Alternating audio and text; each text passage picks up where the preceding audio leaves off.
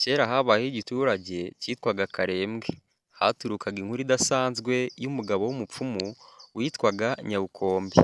Ntabwo yavugwagaho rumwe kubera ko bavugaga ko uwo mupfumu avuka yavutse ari umwana utandukanye cyane n'abandi, kubera ko nyina yamaze kumubyara agasanga ngo yari afite ishinya yuzuye amenyo kandi uwo mwana aribwo akimara kuvuka.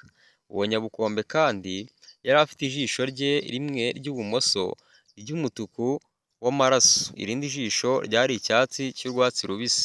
Nyabukombe uwo nguwo bavugaga ko yavukiye mu ishyamba rya Maguru, ishyamba benshi batinyaga cyane, iryo shyamba bari bararihimbye Ntatererwa, aho igiti cy'igitangaza kizwi nka Rukanguriro, aho ngaho ariho yavukiye, cyari gifite imizi ijya mu bujyakuzimu. Bari bazi ko kandi uwo Nyabukombe afite imbaraga zo kubona ibitagaragara, ibyo abandi batabona, kandi ko kugera aho umuntu usanzwe atabasha kugera, ibyo ngibyo byari ibintu bye. Ibyo ni ibintu bavugaga ko Nyabukombe yari ashoboye. Bavugaga ko kandi Nyabukombe afite ububasha bwo kuganira n'umuyaga, kuvugana n'inyamaswa no gukura ubutunzi aho bwahishwe mu kuzimu. Abamubonaga bwa mbere barabwirwaga bati kumureba mu maso kirazira, kubera ko ushobora kumureba mu maso ugahomba ijwi ryawe cyangwa se ukagira ubumuga bwo kutavuga.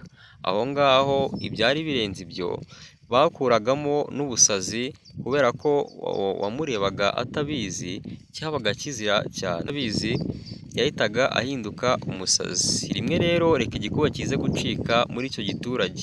Umunsi umwe mu rukerera rw'ikirere gisa n'ikireka amarira, igikuba cyaracitse muri ako gacyaro, ibigega byabo baje gusanga byambaye ubusa, intama zabo zigenda zizimira gake gake, gukama ibisabo, amata, ibyo ngibyo byabaye inkuru mbarirano, kubera ko ubukungu bw'abaturage bwari buri kugenda bukembera gake gake. Uwakomezaga gutambuka ku mashyamba y'ahegera aho ngaho yumvaga amajwi y'urujya n'uruza, amajwi adashira menshi cyane y'abantu barimo bararira bahogoye, kandi wareba ukabona nta kintu urimo urabona.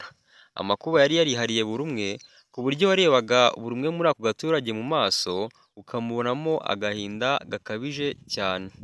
Abaturage barikoze bose bateranira ku rutare rwa Nyabukombe, baramwinginga bagira bati Nyabukombe, Nyabukombe we, uri uw'Imana yaremye mu gihe kidasanzwe, tugirire impuhwe rwose utugarurire ibyacu.